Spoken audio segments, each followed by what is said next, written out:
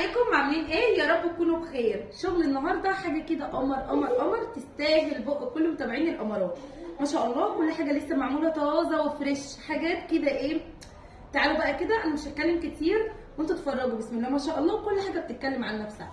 عملت لكم بقى ايه؟ برجر. ايه رايكم؟ عملنا النهارده كده برجر بسم الله ما شاء الله. اقسم بالله العظيم ما فيه فول صويا، معدى من عليه فول صويا، لحمه وبصل وشويه بهارات ومعلقه بقسماط عشان تمسك الدنيا معانا فقط لا غير. يعني لحمه صافي ما فيهاش فول صويا خالص. عملنا برجر اهوت ما شاء الله. اللهم صل وسلم وبارك على سيدنا النبي. عملت لكم كوبيبه، شايفين الجمال والحلاوه.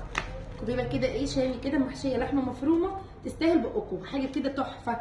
كل الحاجات دي بعملها عندي في البيت، حتى ما بروحش اعمل حاجه عند الجزار. عجينه حواوشي جربيها، لحمه وبصل ولحمه بلدي، كل حاجه باللحمه البلدي زي ما احنا متفقين. تمام كده. ستريبس بقى كده جاهز على التحمير على طول، حاجه تحفه. الطبق ده بيكون نص كيلو. كل الحاجات اللي معانا دي بسم الله ما شاء الله طبق نص كيلو. كفته رز جاهزه على التحمير، متصبعه زي القمر كده. وعايزه اقول لكم ان دي كفته رز جمالي. انا مطلعه لكم عينات بسم الله ما شاء الله، بسم الله ما شاء الله. انا عندي كميات. تمام كده. شوفوا لي بقى البونبونيه القمر دي، اللهم صل وسلم وبارك على سيدنا النبي. كفته فراخ، حاجه كده قمر. فراخ مفرومه عليها كده بصلايه وشويه بهارات بس يا جماعه، واخده كفر بيض وبقسماط كده. دي كفته للتحمير كده على طول. الناجتس القمر، سيبك بقى من بتاع المصانع ده وتكني لي الحاجات دي كده على جنب، وتعالي خشي لي على القمر ده. لو ولادك بيحبوا الحاجات دي، فطبعا الحاجه البيتي مفيش احسن ولا انضف منها. يعني مفيش مواد حافظه ولا الوان صناعيه ولا مكسبات طعم ولا الكلام ده كله. ياها الجمر وياها السكر وياها العسل. كفته الشوي يا جماعه، اللحمه البلدي عندنا ومفيش حد زينا. حاجه كده قمر. الطبق ده كله بسم الله ما شاء الله نص كيلو. تاخديها تحطيها في الصينيه، تولعي عليها الفرن، تطلعي تاكلي ولا احسن كبابجي. ايه الجمال والحلاوه دي. انا مدلعاكم يا جماعه بسم الله ما شاء الله. اللهم بارك يا رب كده.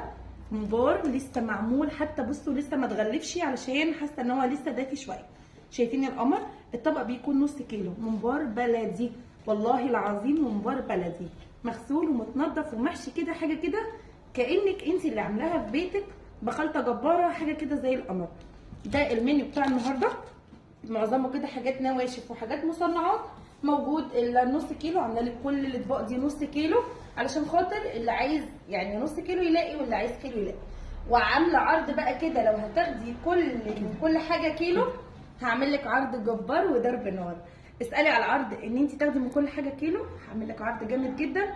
وانتظروا بقى عرض ال1000 جنيه. انا هظبط لكم الدنيا، خليكي تاكلي من كل الحاجات دي ب1000 جنيه بس. اشوفكم على خير. ما تنسوش لايك ومتابعه، واسيب لكم الرقم لطلب اي اوردر. السلام عليكم ورحمه الله.